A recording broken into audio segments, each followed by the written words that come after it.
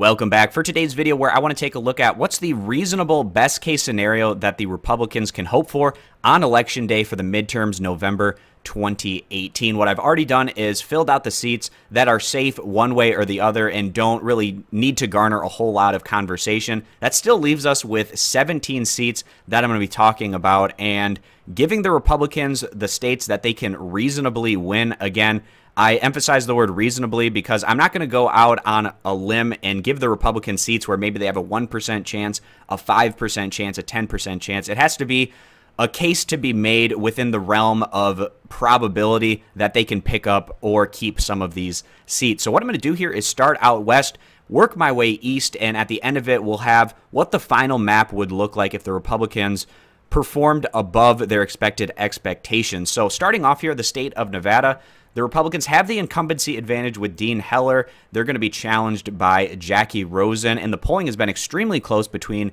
these two people that are running for this Senate seat. The primary results were solid for the Democrats in the state of Nevada. Rosen actually got over 10,000 more votes than Dean Heller, so already a positive sign there for the Democrats, and as a whole in their primary, the Democrats had more turnout for the Republicans. And in general, when the Democrats get more turnout, that tends to carry over to the general election and have a positive influence. So that's why the Democrats are so positive on their chances in a state like Nevada, which has, in general, been consistently in their camp over the past decade in terms of presidential elections. They're hoping that they can make some inroads here, focusing on an issue like healthcare, for instance, to try to beat incumbent Dean Heller. But in a best-case scenario, in what's going to be a really close result one way or the other, going to be obviously giving that one to the incumbent Dean Heller. Now, moving on down to the state of Arizona, no incumbency situation here, which is to the detriment of the Republicans. Jeff Flake isn't running for re-election. He would have given them the incumbency advantage and probably a better shot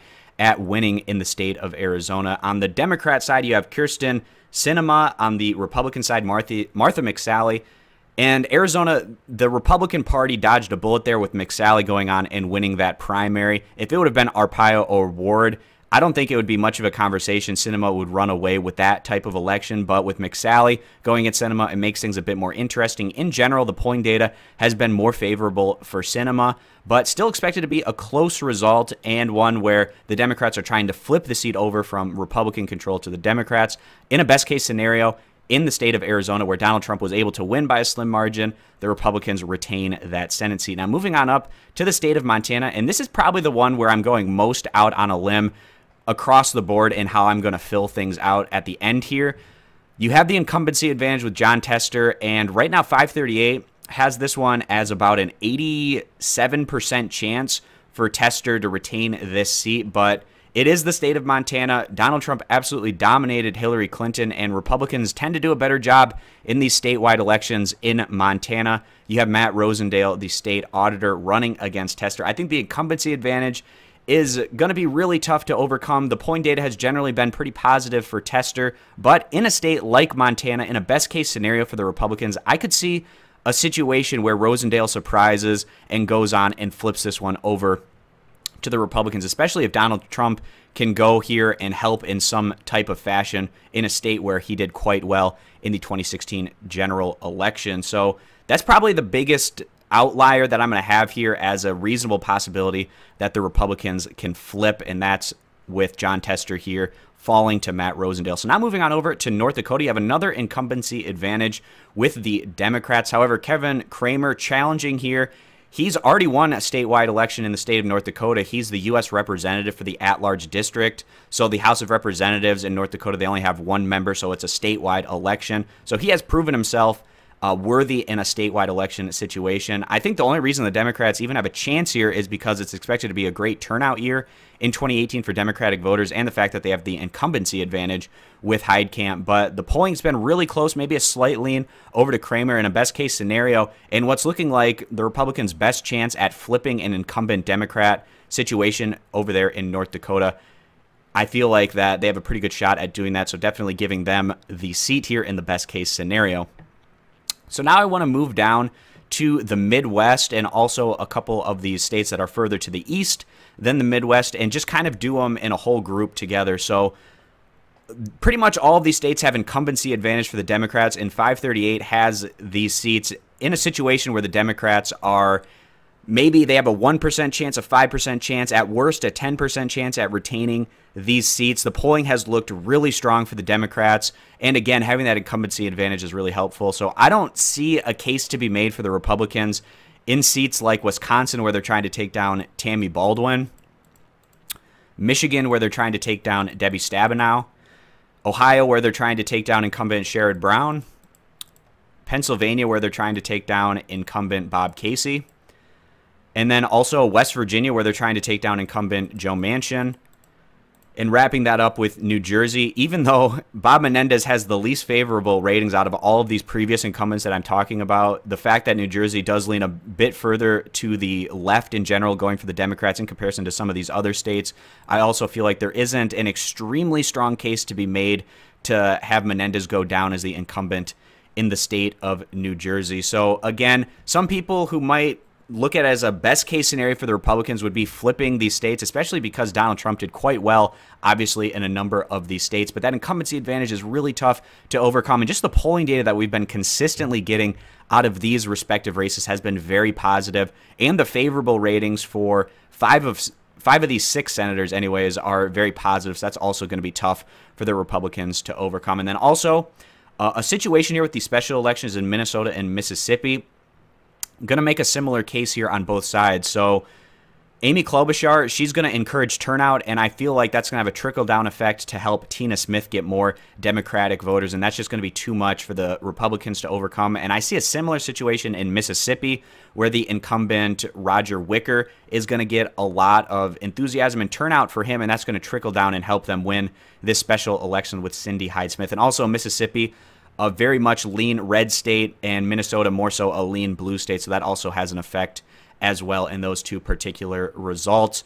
And now we're just getting down to the wire here. Not a whole lot of races left to go. We have Texas, Missouri, Indiana, Tennessee, as well as Florida. So finishing out the map here, all of these states are expected to be extremely close. We'll start with Texas first. They have the incumbency advantage with Ted Cruz.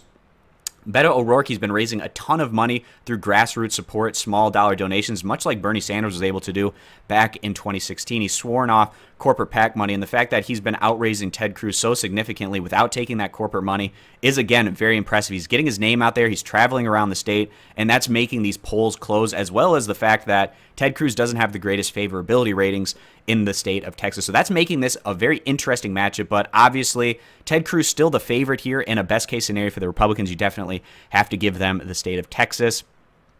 Moving over to Tennessee, where you don't have an incumbency situation because Corker not running for re-election. I think Marsha Blackburn makes it tougher for the Republicans to retain the state of Tennessee than if it was Corker running. And then on the Democrat side, you have Phil Bredesen, who is the best case scenario that the Democrats can hope for in a candidate in a statewide election in Tennessee, because he's already proven that he can win statewide elections in Tennessee, and not just win it, dominate it. He is a popular former governor of the state. The last time he won a statewide election in Tennessee to become governor, he won every single county across the board, which is pretty remarkable when you think about it in a state that's as Republican as Tennessee. Should be a really close one. Bredesen has tended to have a slight advantage in the overall polling, but still obviously on a best case scenario in a state where you still probably give the slight lean to the Republicans, in a state that is typically very safe for the Republicans, giving that one to Marsha Blackburn in a best case scenario. All right, so now we have 3 states left where the Democrats have the incumbent, but it's going to be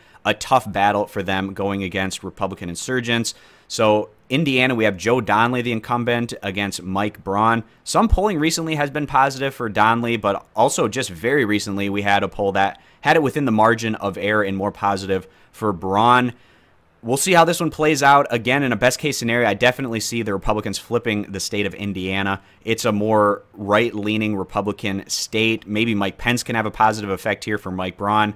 We'll see how that plays out. The state of Missouri, almost all the polling I've seen has been basically a toss-up situation. The Democrats have the incumbency advantage with Claire McCaskill, but Josh Hawley, a much tougher challenger to her than last time around where she was going against Todd Akin. In the best-case scenario for the Republicans, they pick this one up. And then also Florida, a best-case scenario for them, not just in the discussion of this video, but the candidate they have running, Rick Scott, the former governor, or will be former governor after this upcoming election. He's the current governor of the state, taking on incumbent Bill Nelson. So Rick Scott proving time and again that he can win statewide elections in the state of Florida, and he has pretty high favorability ratings, as does Bill Nelson for the most part. Should be a close result. I think Gillum being on the ballot for the Democrats in that governor's race has a positive trickle-down effect in helping Bill Nelson's chances. Out of all the states, this one might be the closest result come Election Day. We'll see how it plays out. But again, Rick Scott, he has proven that he can win these statewide elections. He has good favorable numbers. He's a known commodity, and that also boosts his chances. So we're giving that one to the Republicans as well. So my reasonable best case scenario for a Republican Senate map has it at 56 seats for the Republicans and 44 for the Democrats. This would be a big blow to the Democrats in terms of what they wanted to do, and maybe even flipping the Senate over to their side. It would be a big difference there of 7 seats needed to get up to that 51 mark that the Democrats have to get control of the Senate. Really looking forward to seeing how this all plays out as we head towards the midterm elections in November of 2018. For more of these types of video, guys, I really encourage you to click that subscribe button. If you have your own opinions on what you think is the reasonable best case scenario for the Republicans in this matchup, I'd love to hear your own take on it down in the comments. So again, thanks for stopping on in. I hope to see you guys back here for future videos.